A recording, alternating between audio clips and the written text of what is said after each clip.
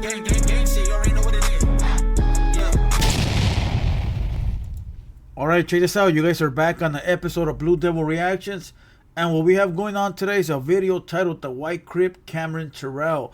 Now, those that don't know, this is a white boy that ended up chilling with some dudes from the Rolling 90s in South Central. A rich white kid from Palos, Verdes. And he ended up being caught up in a double murder, I believe. And ended up having his rich white dad pay attorney fees and get him out of that situation. Now, this is the guy that people mix up with Milk 74. I don't know how. I think they do it purposely, but this is like Malibu's Most Wanted, right? People are always saying this is Milk 74, but it's not, you know. But check this out. Before we get into this video, to those that don't know, we have another YouTube page, The Hater World. I got a video out right now, Mr. Criminal crying about royalties when it comes to content creation, something like that. I don't remember. I dropped so many videos, but it's out right now. Go watch it, like the video, comment on the video. You already know. And if you're not subscribed here, make sure you subscribe.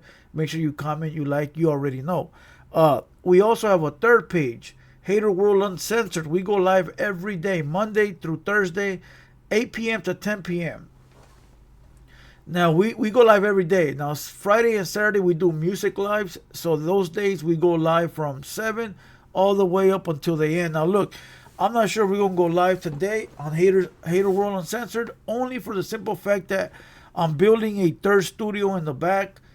We've been painting and setting up the computer system and stuff like that. So hopefully I'll find time. If not, you guys already know I'm putting in work. It's not because I'm laying around. It's just watching TV. I grind, and grind, right?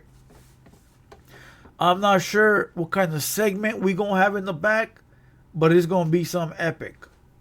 But with all that being said and nothing more else to be said, damn, that's a whole lot to say right there. The White Crip Cameron Terrel. All right, Rolling 90s Crip from South Central. Rich white kid. Let's go ahead and watch it. And let me tell you something. I don't want to do this video. I'll tell you why. I'm hungry, right? I got things to do, and I have to go. And this video has been sitting here on the screen for the last 2 hours. And I was shooting in the other studio, and I was already going to leave. I said, you know what? It's always the videos that I don't have time for that blow up. So hopefully you guys can blow this one up, all right? Because I wasn't going to do it. Well, at least not today, at least. So let's go ahead and give you guys a Blue Devil reaction. Let's go.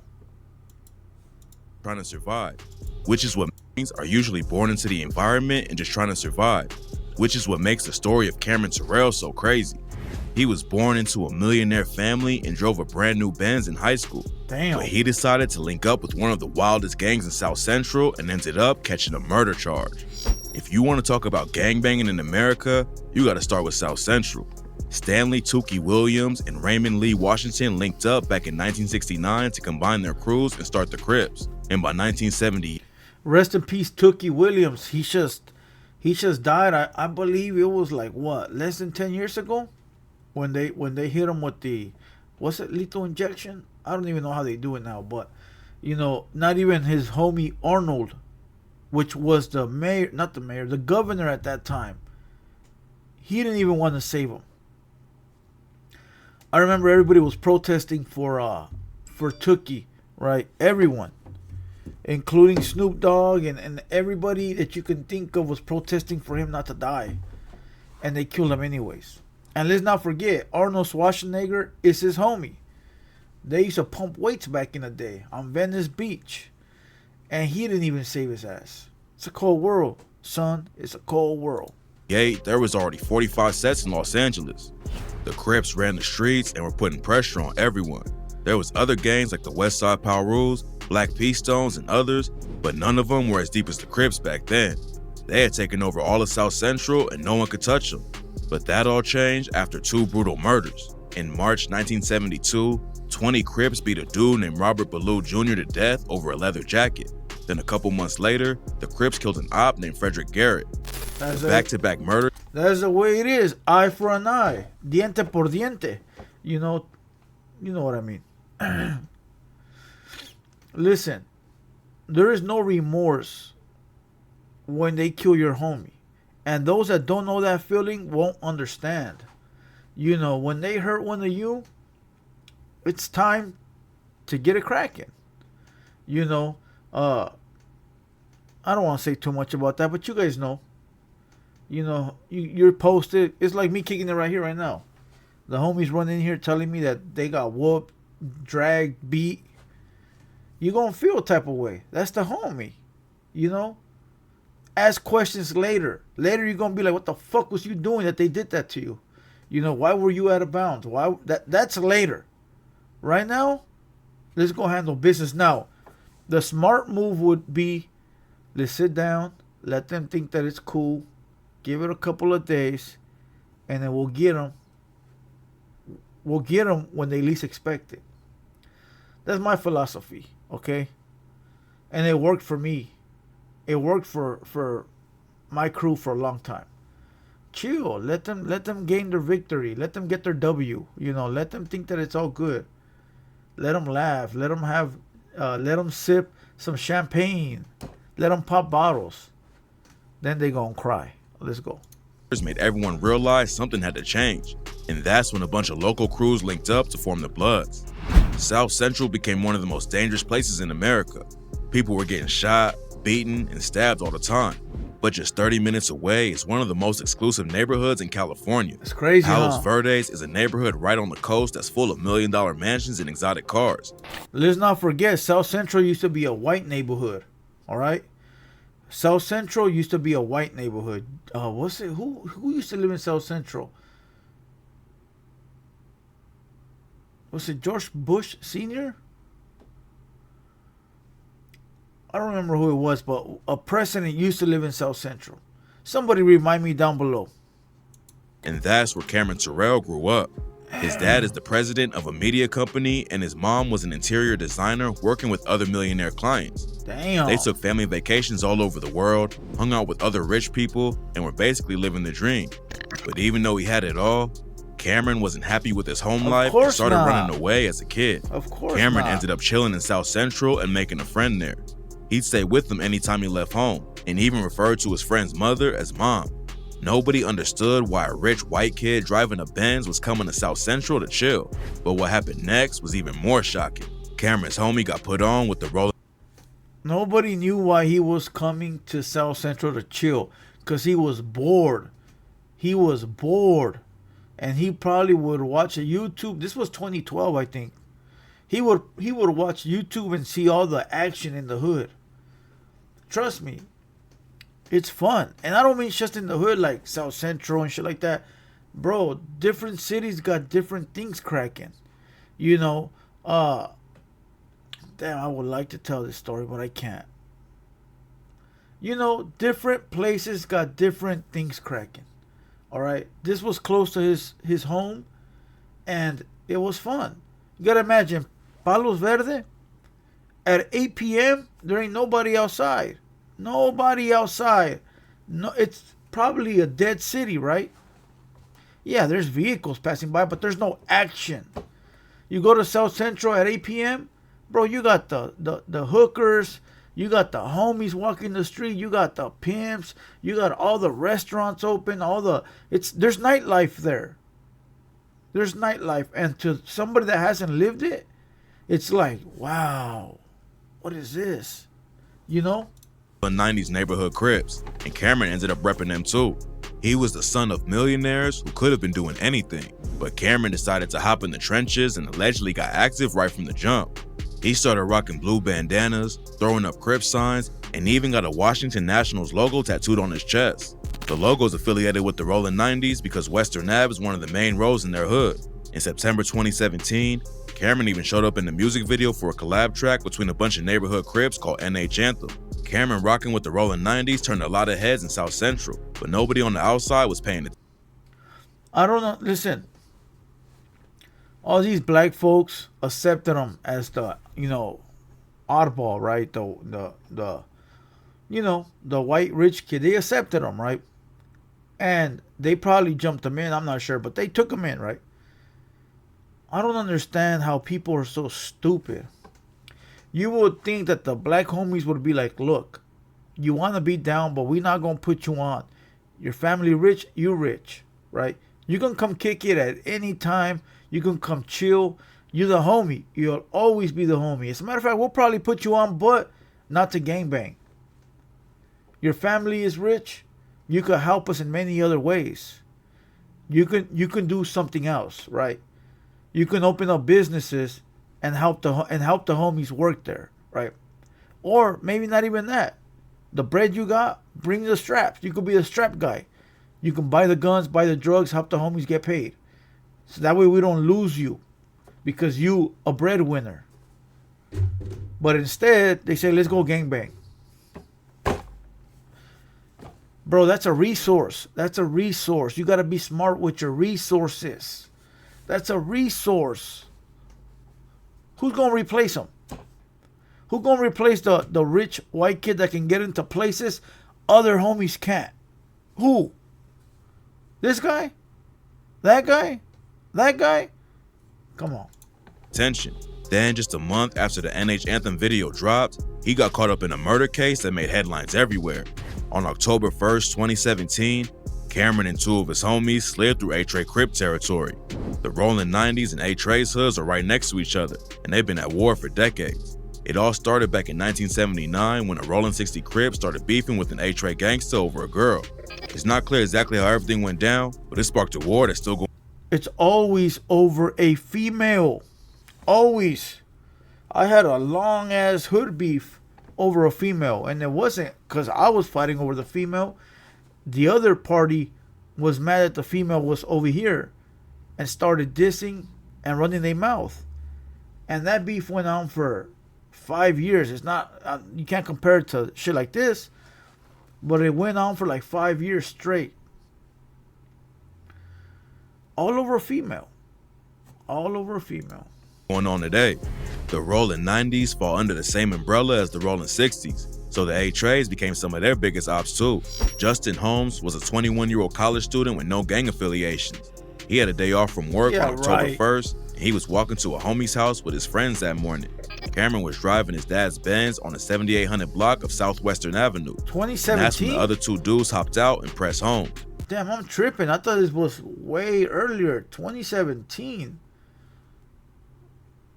Damn. The other two dudes hopped out and pressed home. His homies ran away, and Cameron's homies asked Holmes where he was from. Holmes told them he didn't gangbang, and that's when one of them pulled a burner and killed him broad day. Wow. They ran straight back to the whip, and Cameron sped off from the scene. Cameron's Benz was caught on video next to where the shooting went down, and it didn't take long for the cops to catch him and the two other dudes. They were all booked on murder charges, but Cameron is the only one who was given bail. The judge set the bond at $5 million. But his family's pockets are so deep that they was able to get him out in less than a week. The case was already making headlines everywhere, but when Cameron bonded out and went back to his school in Palos, Verdes, the situation... Bail as a juvenile? He got bail as a juvenile?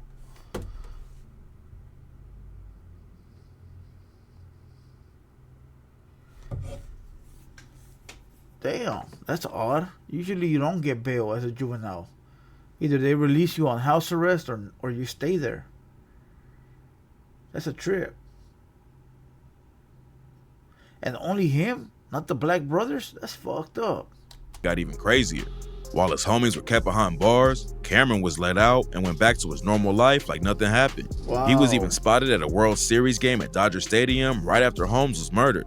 Eventually, his school made him finish studying off campus after a group of parents wrote to the school board and said that Cameron was a clear and present danger to other students. A lot of people said Cameron was getting off easy because he was white and came from a rich family, while his two friends were both black kids from South Central who were kept in jail.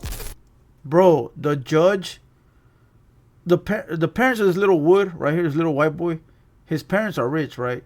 They know people that know people that know people that know people that know people, okay? Catch my drift? Got you. When the trial started, a lot of people thought Cameron would go down for show. He pleaded not guilty, but he even admitted that he was the getaway driver. Obviously, Cameron's parents cashed out big racks to get him the best lawyer they could. And during the trial, he argued that Cameron had no idea his homies were gonna shoot Holmes. Cameron's legal team said he would have never taken his dad's whip if he knew they was gonna kill someone. And his lawyer claimed that Cameron was terrified when he heard gunshots and didn't have any other option but to... That's his lawyer? He knows that white boy is lying. He knows the white boy is lying, but he being paid, so he gotta turn the blind eye. to help the dudes get away. The prosecution clapped back and said Cameron knew they was sliding in op territory for a reason, and that he was trying to get more clout in the Rollin 90s by getting deeper in the streets. They showed the jury photos of Cameron throwing up gang signs and wearing blue. Plus, there was a video he allegedly took where another Crip kicked over the candles at Justin Holmes' memorial. They also brought up Cameron's Washington Nationals logo on his chest, which was the clearest sign he repped the Rollin 90s. But his lawyer said he only got the tattoo because Kevin Durant... Smart move. Smart move. Smart move. Durant has one like it, and he's Cameron's favorite player. Everyone was watching how the trial played out, and the jury had to deliberate for 10 days before they made a decision. And when they finally announced the verdict, the case blew up even more in the news. Cameron was found not guilty and dodged all the charges. After the trial, Cameron told everyone that he didn't have to explain himself to anyone because he knows what really happened that day. But most people say his whole story is cap. Nobody forced Cameron to start chilling with the Rollin 90s Crips. According to some reports, he was always into gang life and read books about it before he ever went to South Central, and locals there say he was the one who had the power. A dad of one of his co-defendants said that Cameron was the only one who had options in life. Bro, listen. This went two ways, all right? Two ways. Only two ways. Two ways. Way number one. The Rollin 90s told him, it's time you put in work. You got to put in work now. Cameron didn't want to, but they made him. And he felt peer pressure to have to go. All right? Number two, Cameron was that type of homie that thought it was all a joke, thought it was funny because he wasn't from that life. He didn't know the danger. He didn't know the consequences. And he would always be like, hey, let's go do something. Hey, let's go catch someone slipping. Let's go do this. All right? And the black homies from the Rollin 90s being with the shits, fuck it, let's go. Those are the only two options. Only two. Now, it's really up to you which one you think is more possible. As a matter of fact, leave it down below. If I had to pick one from the two, I say the homies made him put in work. All right? I say the homies made him put in work. He had the whip, gas money, and the Rollin 90s had the straps. That's if you ask me. That Cameron was the only one who had options in life. So even if he wasn't the shooter, he was still responsible for what happened. Both of Cameron's co-defendants were minors when the shooting went down, and a lot of people think he's the reason they were even there. He showed up driving a new Benz, wearing fresh clothes, and flexing his family's money, so it made sense that all the inner city kids would want to chill with him. It's not clear what happened to the kids who got booked with Cameron. Since they was both minors, the details were never released to the public. But rumors say Cameron flipped on them and told the cops everything. The rumors were never confirmed, but people everywhere say Cameron only beat the case because he was a rich kid from a good neighborhood. That is true. He only beat the case because he's a white dude, blue eyes, and got bread. And the family know people. That's it. And a year later, he ended up getting arrested again. Damn. In 2019, the cops booked him for a carjacking that he was allegedly involved in a few months before Justin Holmes was killed. Cameron's lawyer said that the cops were only going after him because they couldn't make the murder case stick. It's not clear what happened with the carjacking case because Cameron was a minor when it allegedly went down, but it don't seem like he ever did any time for it. After he beat the murder case, Cameron wanted to go study law in Houston, but no. So after the murder was dropped, or he wasn't charged, or he beat the case, he got a carjacking. That tells you he was still out there fucking around. That means he was still out there fucking around. Now look, that's two strikes with his parents, right? Strike number one, the murder. Strike number two, the carjacking. Strike three, you're out, my boy. The parents ain't gonna be there for you next time around. You know, so if he hasn't been busted since, he changed his life around. Nobody really knows what he's doing now. Some think he's still repping the Rollin 90s, but Cameron has stayed out of the spotlight for the last few years. There's posts online that claim he's still chilling in South Central and that the 90s still rock with him. But others say that he stayed out of the streets for good after the murder trial and now he's involved in a gang intervention program. Cameron Terrel could have just enjoyed his life as a rich kid in Palos Verdes without any kind of street drama, but instead he wanted to live a life he didn't belong to, and someone else ended up paying the price for it. Even if he didn't know his homies were going to kill Justin Holmes that day, Cameron knew they were sliding in enemy territory and what could happen in a situation like that. It's a wild and tragic story all around. And what Listen, whatever it might be, that guy died right there, you know, due to gang violence. Due to gang violence. You can't blame the little white boy. You can't blame the other homies. He died due to gang violence, right? And you can't be mad at the little white boy for you know, getting out of jail because of his parents. Now, if he ratted, that's a problem. If he out there snitching, that's a problem. But if he was just able to maneuver and wiggle out of that situation because of money, you can't blame him, bro. Shit, you gotta do what you gotta do to be free. Unless, you know, it goes against the morals in the code, which is ratting and being a snitch or you know, a piece of shit human being, then that's something else. But if he was able to get out of that situation because of money, I don't blame him. Does anybody know what's going on with this guy? Leave it down below in the comments. Let me know if he's still around or if he actually, you know, he's a good kid now. With all that being said, I hope you guys enjoyed this video of Blue Devil Reactions, and we out.